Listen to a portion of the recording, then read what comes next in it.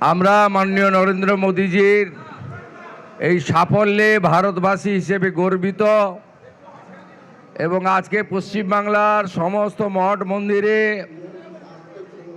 আজকে সকাল থেকেই আমরা সবাই আমাদের দেশের সাফল্য, দেশের প্রধানমন্ত্রীর সাফল্য, তার দীর্ঘায়ু এবং সফলতা কামনা করে আমরা ভগবানকে দর্শন করছি, পুজো করছি, আরতি করছি, প্রণাম করছি।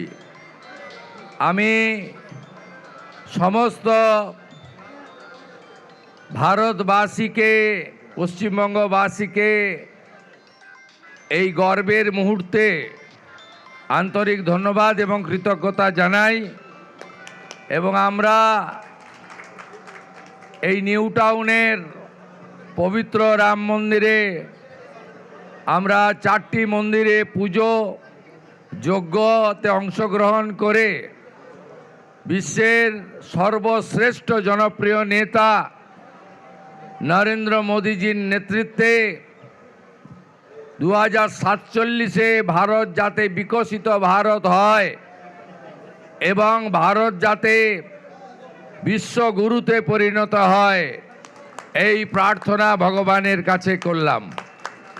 আসুন, রাষ্ট্রবাদ, ভারতীয় সংস্কৃতি এবং যে গুরু দায়িত্ব মাননীয় প্রধানমন্ত্রী নরেন্দ্র মোদীজি আমাকে দিয়েছেন, তার আশীর্বাদ নিয়ে পশ্চিমবাংলায়ও আগামী দিনে সমস্ত মানুষের কল্যাণ, সকলের উন্নয়ন, জাতীয়তাবাদ, রাষ্ট্রবাদ, দেশপ্রেমকে যাতে শক্তিশালী করতে পারি, এই প্রার্থনা এবং আপনাদের সকলের কাছে আশীর্বাদ চেয়ে নিলাম।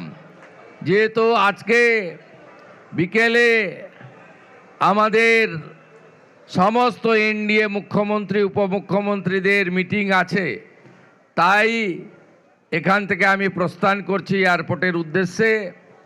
আপনারা সবাই ভালো থাকবেন।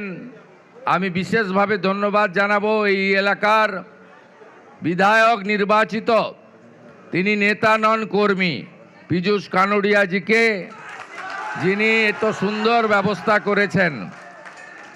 আমাদের রাজারহাট গোপালপুরের তরুণ বিধায়ক আইনজীবী তরুণজ্যোতি তেওয়ারিকে, ভারতীয় জনতা পার্টির রাজ্যের সাধারণ সম্পাদিকা প্রাক্তন সাংসদ লকেট চট্টোপাধ্যায় মহোদয়াকে এবং পশ্চিমবঙ্গ সরকারের স্বাস্থ্য ও পরিবার কল্যাণ দপ্তরের মন্ত্রী, আমাদের বিধাননগরের লোকপ্রিয় বিধায়ক, এই রাজ্যের প্রথিতযশা চিকিৎসক ডাক্তার শারদত্ত মুখোপাধ্যায়কে, এর বাইরেও মণ্ডল সভাপতি, অসংখ্য কার্যকর্তা, রাজ্য ওবিসি মোর্চার প্রসেনজিৎ ঘোষ সহ আমার অনেক সহকর্মী আছেন।